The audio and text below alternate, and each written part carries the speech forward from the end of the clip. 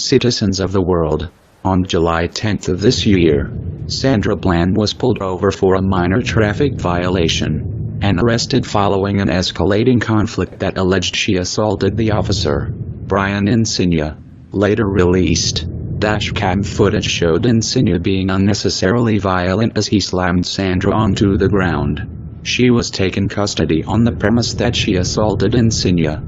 On July 13th, 3 days later, she was dead. The official cause of death: suicide by asphyxiation. She killed herself using a trash bag found inside her cell. Sandra Bland, a woman of almost 6 feet in height, hung from a 5-foot wall partition. She died because she had marijuana in her system from 3 days ago and was intoxicated, and that affected her ability to think clearly. No, wait. She died after ingesting a significant amount of it in her cell. No. These are lies created by Texas state troopers' false accounts as well as the Waller County Sheriff's Department. The truth is, Sandra Bland was murdered by the same people that swore to defend and protect the citizens of the United States. These men have no honor, and we cannot abide by their word or trust their so-called evidence. Sandra Bland was already dead in her mugshot. There are factors that stand by this conclusion as well as significant evidence. Waller County law enforcement was involved in tampering with much of the documentation as well as the mugshot. Allow us to run you through those points. Number 1. Waller County Jail does not put their detained in orange jumpsuits until after they have been processed. Evidence of this is all across their online records. Every detainee is in street clothes, looking straight at the camera, with their shoulders angled, and their bodies away from the wall. This brings us to point number 2. Look at her hair. Her locks are pointing back instead of hanging straight down. Her head is clearly resting on the surface behind her. Her shoulders are resting at a 180-degree angle, a clear sign that she is on the floor, and on her back.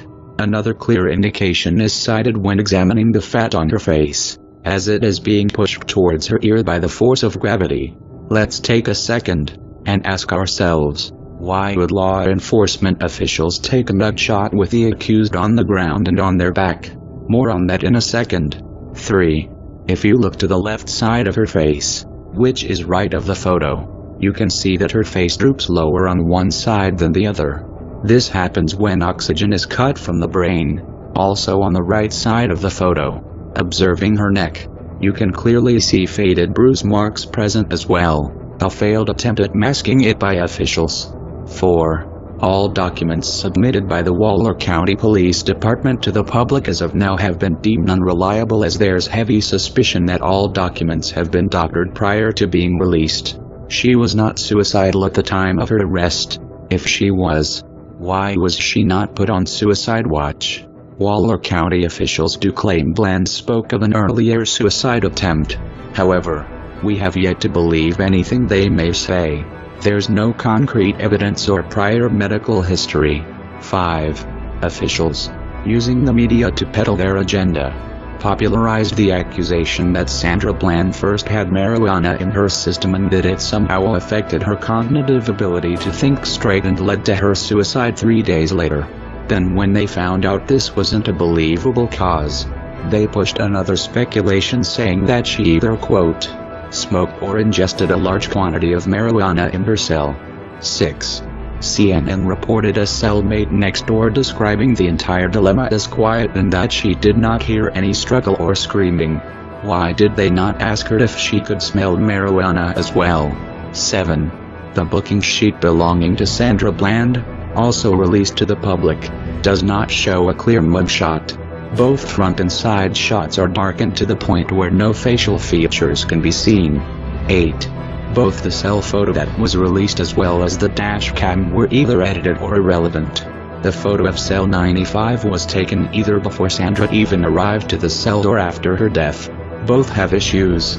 If the photo was taken before, we know for a fact that Waller County officials have something to hide and decided to peddle this to the media. If the photo was taken right after, as they claim, then who had the time to rebag the trash can after a clear successful suicide using that same object was used? Again, unreliable. 9. A clear attempt at doctoring the nutshot was made by Waller County authorities. It failed. The original is now circulating across the internet. The anonymous collective is enraged at the failed attempt by Waller County PD and the Texas Trooper Association to mask a blatant act of crime against an innocent woman. And we will not stand as Sandra's death becomes another hashtag and then a statistic. We, Anonymous, are calling on the citizens of the United States to commit to a day of rage for Sandra Bland and all who have been murdered at the hands of ruthless law enforcement officials who know no honor. Cities around the United States will rise up in unison and call for Sandra Bland's justice. We, not as Anonymous but as citizens of the United States, are tired of the cycle of murders and cover-ups made by police departments across the nation. We demand that each police chief at each protesting city to come out to the crowds and renew their pledge to protect the people they serve. We also demand the immediate arrest of Brian Encinia and the resignation of both Waller County's district attorney and the Waller County's sheriff. If you do not take Brian Encinia into custody, we will come after all of you. All your secrets will be leaked.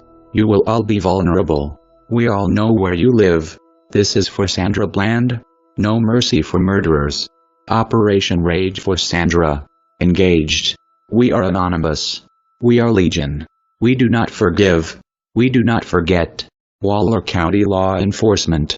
It's too late to expect us.